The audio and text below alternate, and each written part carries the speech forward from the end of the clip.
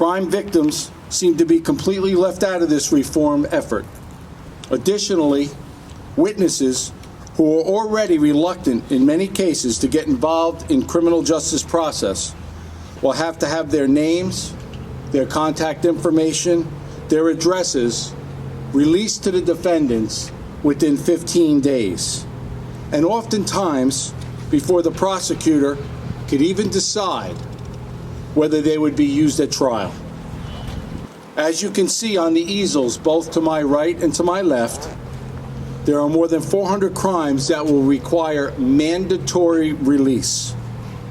Regardless of the defendant's past history, record of violence, ties to our community, or likelihood to return to court or to flee, judges will have no discretion. I repeat, no discretion on whether or not to set bail.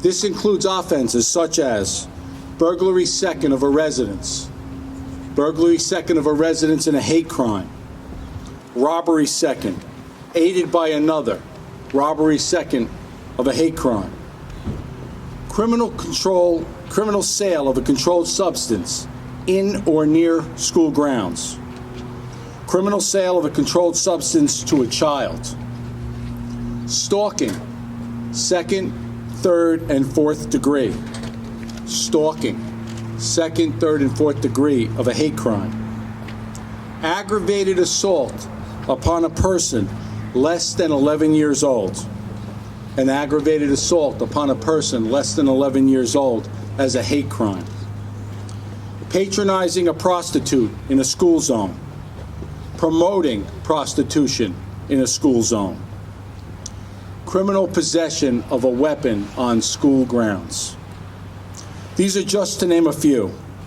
Virtually every other state in the country has eliminated cash bail, has given the judges the resources and the ability to make proper decisions about who should be held and who should be released.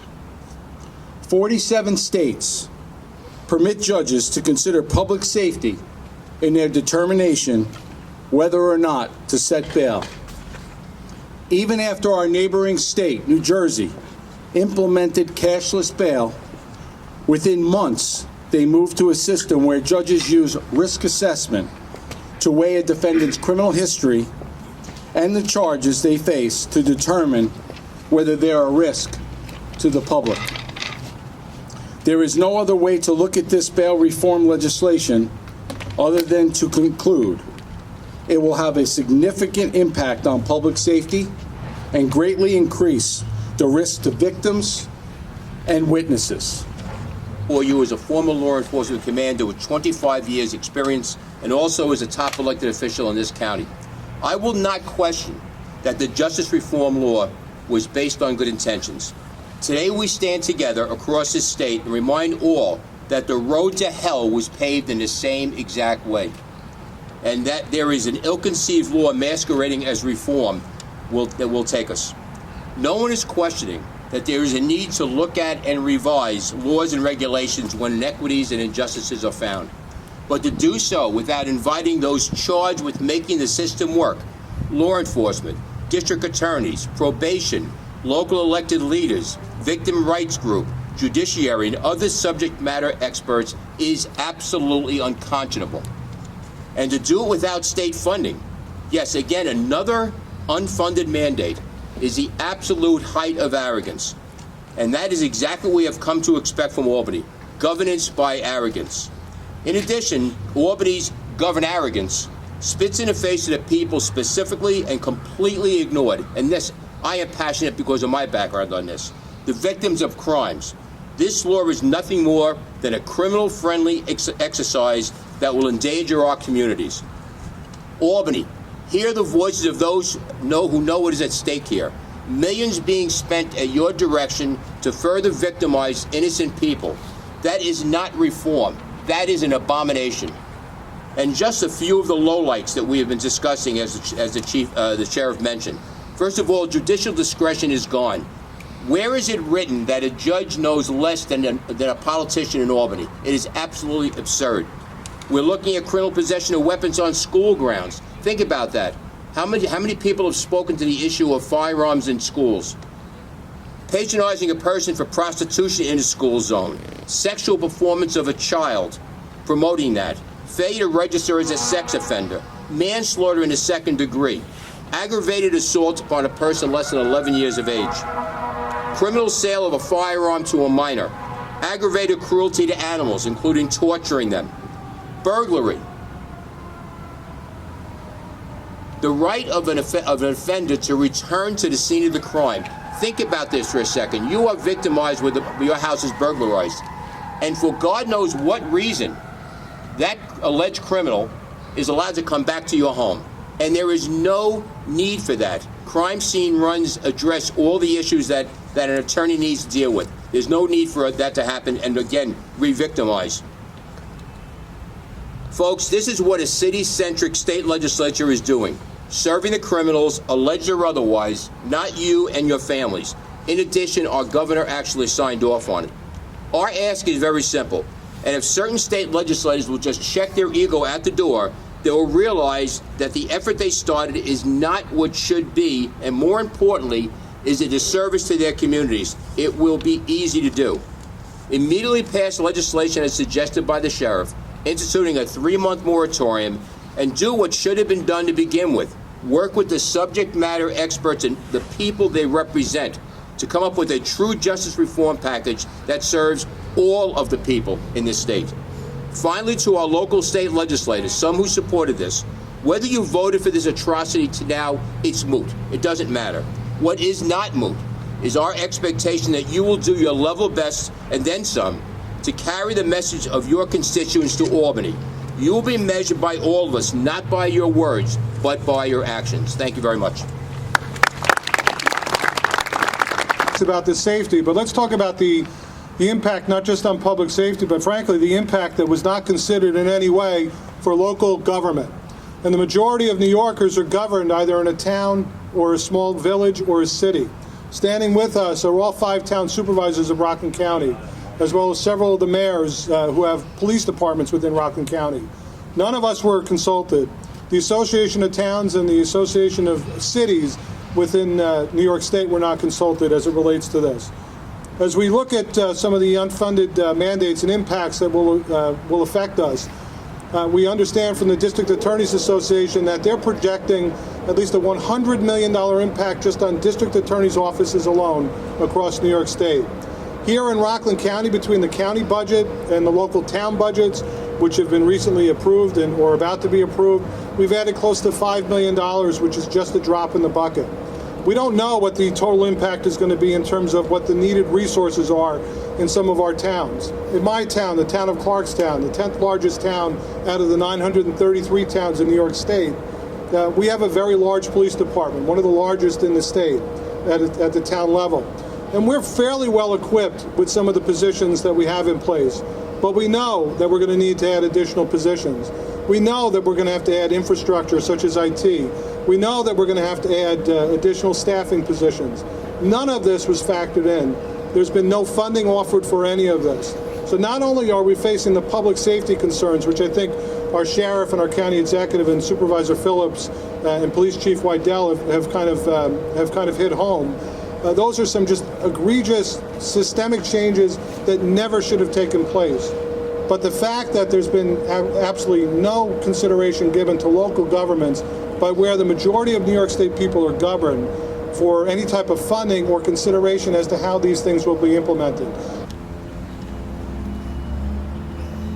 I'm privileged to have been asked to read a brief statement for Rockland County's District Attorney-elect, the Honorable Thomas Walsh, who could not be here with us today. Judge Walsh has been extremely involved in this process, and we appreciate his support very much. Quote, as the incoming district attorney, I have been meeting with my law enforcement partners here in Rockland County, as well as district attorneys throughout the Hudson Valley and New York City regarding criminal justice reforms. At this time, I am in complete unanimity with law enforcement and my fellow district attorneys throughout the state in calling for an immediate moratorium on the criminal justice reforms. We all stand firm in supporting criminal justice reforms that protect the constitutional rights of the defendant and do not place non-high-risk offenders in jail because they can't afford bail. However, the law as it is currently written goes beyond the scope necessary to safeguard these rights. We need to take victims' and witnesses' safety into consideration. In addition, we need to extend the time frame of the discovery laws, which will support open discovery in a manner that can be done without any harmful consequences of the defendant's rights. Lastly, we need to return discretion to the magistrates so that they can take into account the victims and public safety when determining cash bail on violent felonies. I have unequivocally stated throughout my campaign that first-time nonviolent offenders should be released without bail. However, some of the crimes that require mandatory release without consideration for cash bail must be revised.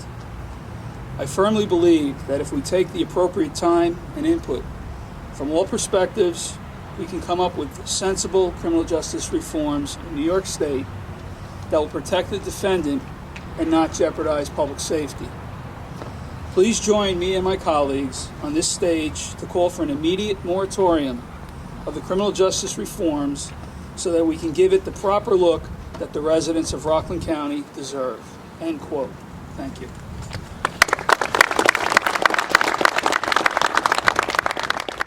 With all 5 town supervisors. We're here today, both as Democrats and Republicans, in a bipartisan effort. We're here because we do believe in criminal justice reform, but we believe this went too far. We know our state representatives.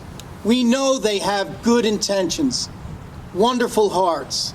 They want to do the right thing for the people of Rockland County and the state of New York. We also know that there are thousands of pieces of legislation that get passed before the budget is approved.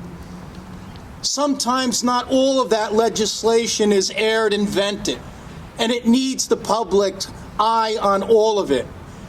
When you have police chiefs, when you have PBAs, when you have town, county, village justices, when you have the District Attorneys Association of the state of New York, all coming out and saying, we need to pause. We need to take a moment and reflect upon this legislation. For any justice to have the ability to set bail taken away from them on such crimes as making a terrorist threat, so many crimes that have involved children, criminal negligent homicide. There are over 30 pieces of crimes that no longer can require bail from our justices. When all of us together, elected officials, when you hear from the people that really work within the justice court and the criminal justice departments, all of them come out and say, we all agree, but this legislation has gone too far. And that's why today something rather unprecedented is taking place. All across New York State, police chiefs, district attorneys, sheriffs, supervisors, mayors, victims' rights groups are having press conferences just like this because the public is unaware that come January 1st, the jails are going to open up. People are not going to be allowed to be held. Discretion's been taken away. The community is going to become less safe. The resources aren't there. And while New York City may be able to comply because of a big, large bureaucracy and large budgets, Piermont, Clarkstown, Haverstraw, Ramapo, Mount Pleasant, all the towns represented up here are going to have great difficulty. Just to comply with the 15-day time frame with turnover on evidence and discovery. In some instances, justice courts only meet once a month on certain days for calendars. It's going to require potentially additional judges, additional court days. And the level of evidence that needs to be turned over potentially affects everything from traffic infractions to code enforcement, the types of things that were never considered because this was rammed through as part of a budget deal, essentially pushed by advocates from New York City, and it completely discounted the rest of New York State. And again, more than 50% of the people in New York State live in communities where they're governed by their neighbors. by town supervisors, by mayors, by town council people and trustees, by county executive. And we were completely left out of the process. That has to change. So we need this to be looked at. A moratorium will give us that opportunity. And it needs to happen in December, because they're going back in December. It's very rare when they do, but they're supposedly going back for 3 days, from what we've been told by our local delegation. And we are going to send our concerns to our local delegation, our local state senators and assembly people, and tell them we want this moratorium, and for all the reasons that have been expressed here today. There's a procedure in place under the reforms that allows a defendant to petition the court to return to the scene of the crime for the purposes of preparing for their defense. And that petition has to be made to a judge, who will make a decision whether they will grant it. And if the judge grants the petition, they'll be able to return to the scene of the crime, including private residences. Now, I'm very pleased to say that I know that our district attorney-elect has made it clear that he would be opposing these type of revisits to people's homes, and would do all he could to fight back on that. But we're all beholden to the court's order. And let's suppose the judge says no. So then the defendant has a chance to appeal that decision and go to a court down in Brooklyn. They have to do it within 48 hours. And if in fact the judge in Brooklyn concurs with the judge in Rockland, they're not going into the private residence. But there is a possibility the judge in Brooklyn would overrule the judge in Rockland.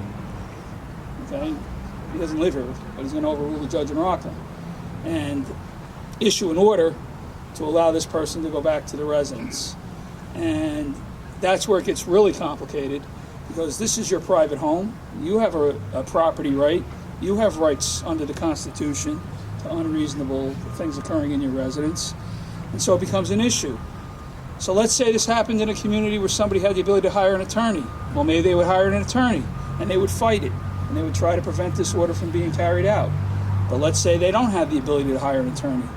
Now there's going to be a bad guy showing up at their house with their attorney, probably a police officer to facilitate the visit. I imagine somebody from the district attorney's office, maybe one of their investigators. There's going to be this whole parade going through your home. And that is abhorrent and is alarming to myself personally, and should be alarming to all of us. That is one of the areas that is of very deep concern to us in law enforcement. Are there any planned meetings with the state legislators? We've made that attempt numerous times.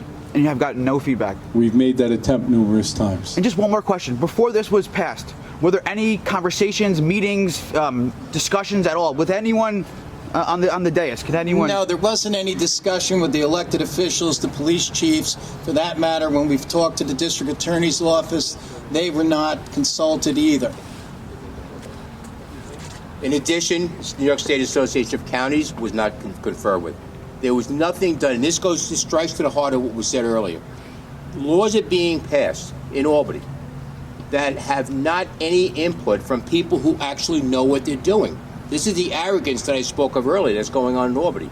This has to stop. And to the issue of the burglaries that have been brought up, and I appreciate you bringing it up, Chief, just so everybody's clear, some will say, well, doesn't that person have a right to go see the crime scene to make sure that what he's being charged with is accurate, that everything is supposed to be where it is?